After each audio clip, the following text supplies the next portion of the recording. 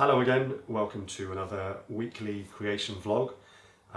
We still don't have a title for it, I'm afraid, so if you've got any suggestions on that front, they'd be most welcome. We also don't know what week it is either.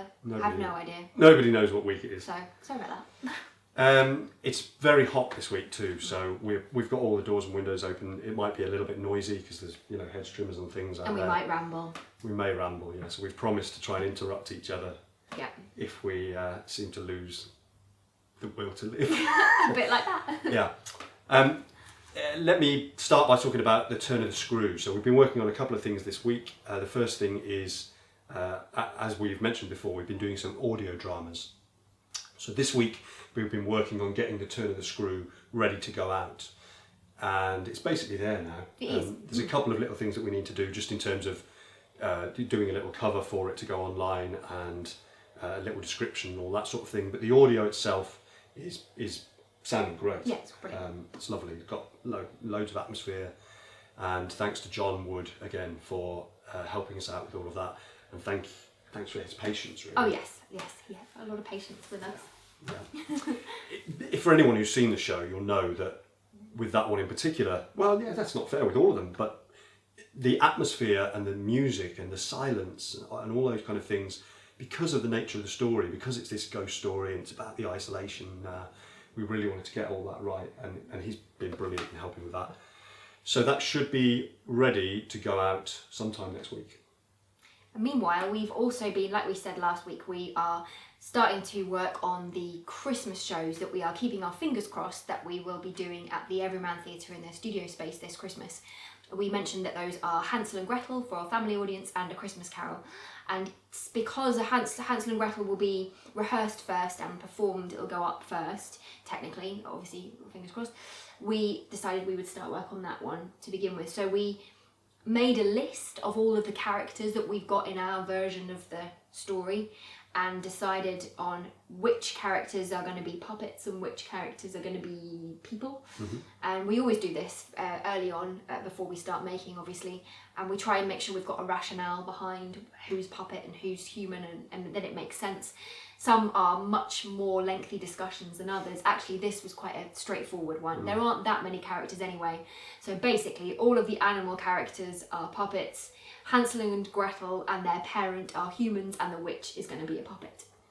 So I decided to start work on designing the animals. We have 3 animal narrators in our version. We have a robin, a squirrel and a rabbit. And so I just started doing some random sketches, really. They're concept drawings, so obviously they're not practical. Just getting a sense of the character, just getting a sense of the character and the feel of whether we want them to be how naturalistic we want them to be. I like to cut the eyes out separately so I can kind of move them around the page as well, because they make such a difference where the eyes are. Yes. There's a little squirrel. We'll show you these maybe at the end if you can't see very well now. And the very cheeky looking rabbit. Then I decided to have another little go at them as well and think in slightly different ways, slightly less naturalistic. I made a kind of Christmas robin here with these funny little gangly legs and a Christmas hat. Don't know why really, don't know whether we'll use it. And this squirrel, which is a little bit more cartoony. I quite like the shape of this little squirrel. Then I decided to work on an actual model of one of them, but before I move on to that, you also did some models. I did, yes. That are more kind of working, they're to do with mechanisms more than...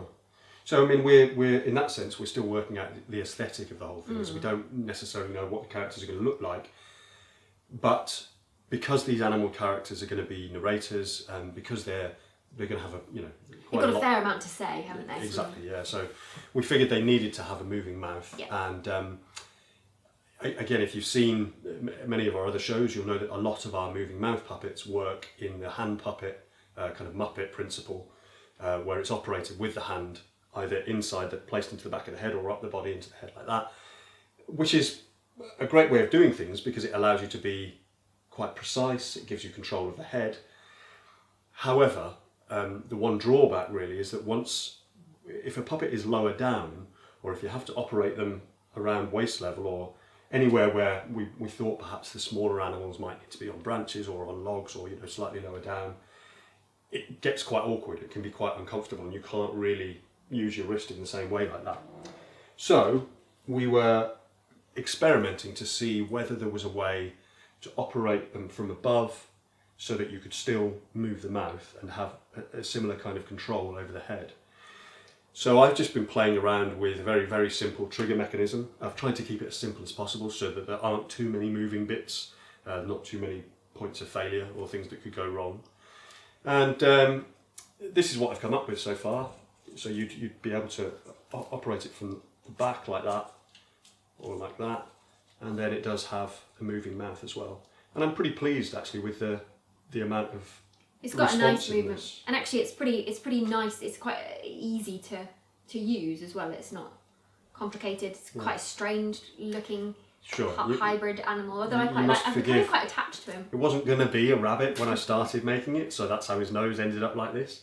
But yeah, it reminds me of. Yeah, it reminds us of something, but we can't think what. So if you know what it is, then let us know.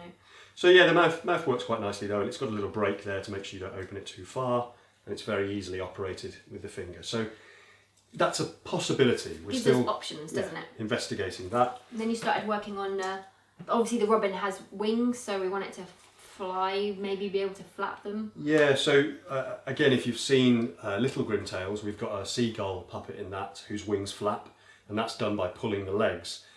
But in this case, we wanted everything to be operated from above. So if you're going to do trigger mouth like that, then you want to be able to do the wings the same way. So this is a very, very rough experiment, but I was just looking at ways of transferring the movement up to the head, again, in as simple a way as possible, so that you could potentially add a trigger in there or something that would allow you to flap the wings. It's quite nice for people to see the back of that, actually. It's slightly more interesting in a way than the front. You can see what flavour of pizza box it was made out of. You can see how it works there. Again, very, very simple, and I try to keep these things as simple as I can in terms of the moving parts. We've made that mistake in the past where for Alice in Wonderland, for example, that little Alice has got a moving mouth, and that's got two pulleys inside so that she's operated right from the top of the head.